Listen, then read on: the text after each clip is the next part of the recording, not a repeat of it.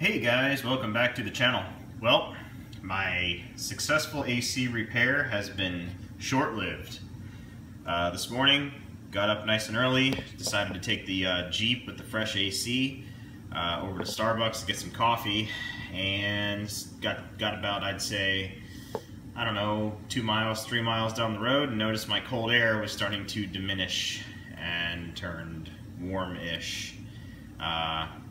Got back, investigated the issue, and this is the culprit right here. And just judging from what I've been able to dig up online, not many people are either A, paying attention to this, or B, really know anything about this tiny little fitting we're looking at. Right now we're hovering over the receiver dryer, which is new. And basically, this brass fitting right here, I noticed, was bubbling when I got out of the truck once the system had repressurized. And I also noticed, and I didn't notice this yesterday, and shame on me, but someone had some thread sealer on here. So I took all this fitting apart, and all the O-rings that were in here were shot. And I noticed that there was a little valve in here, and I think I have a piece of it that I can show you on the when I move the camera over here. But all this crap is all worn out, so I put everything back together with all brand new O-rings at every stopping point that you see here.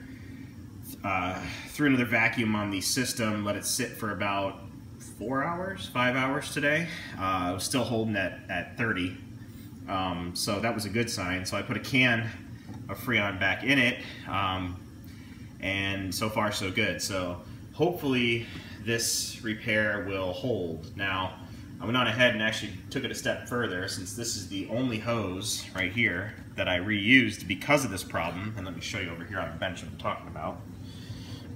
Today I got my helper, Diesel. Right, buddy? You helping out with some AC repairs? Yes.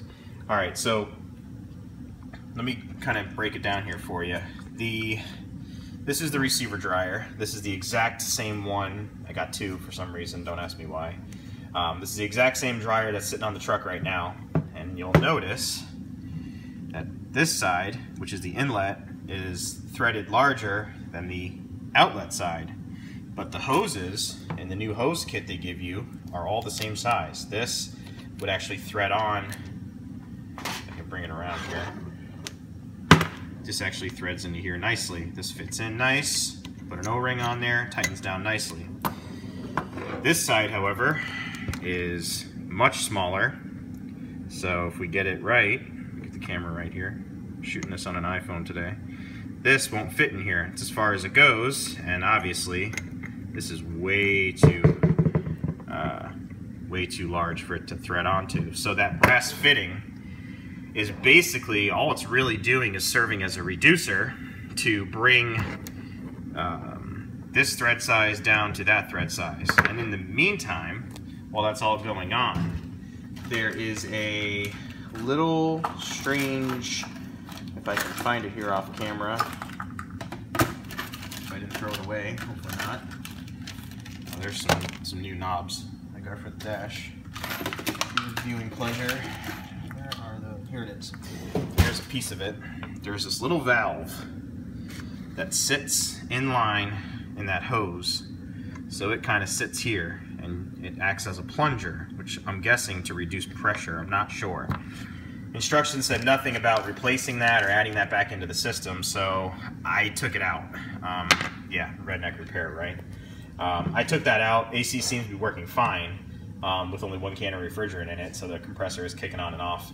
But I just wanted to make everyone aware of that. So what I'm going to do, and what I did to stop the leak where it was seeping at, is I added an O-ring. You'll notice there's a little area right there.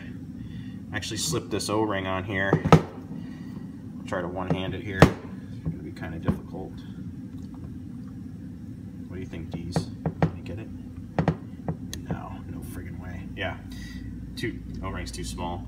But I slipped an O-ring on right there. So going back here, that O-ring that I was just showing you is sitting right underneath this sleeve, which is where the leak was. So I stopped the leak, but I don't like this at all. I really don't. I think this is a bad design, and I'd really rather use these high pressure hoses, these new hoses that I have. So I have a different receiver dryer on order, and I will post an update on it. It was 17 bucks on Amazon. I think it's made by, I don't think it's UAC. Maybe Four Seasons, I'm not sure. But I'll do an update video on it. But I want to run that new hose in place of this one. Bypass all this crap, because this is, let's see, 1, 2, 3 points where this line can re-leak again. And I don't know how good of a seal this is, because the O-ring that's sitting in here is I mean, it's all less than desirable. So I'm gonna go ahead and do it the right way with a different dryer, and I'll keep you updated. But this seems to be a common little issue on these YJs, and I figured, with my little silly YouTube channel, might as well post what I've run into and show it for the world to see, so you guys can avoid this problem. So why they send a receiver dryer with 2 different size outlets, an outlet and an inlet, I have no idea. It doesn't make any sense to me. But especially when they're supplying hoses with it and the dryer comes with the kit, I mean, this doesn't go here. So yeah, doesn't make any sense. But anyway, thanks for watching, guys. I'll post another video soon. Diesel says thanks for watching, right buddy? And post a new video once I get the new dryer. All right, later.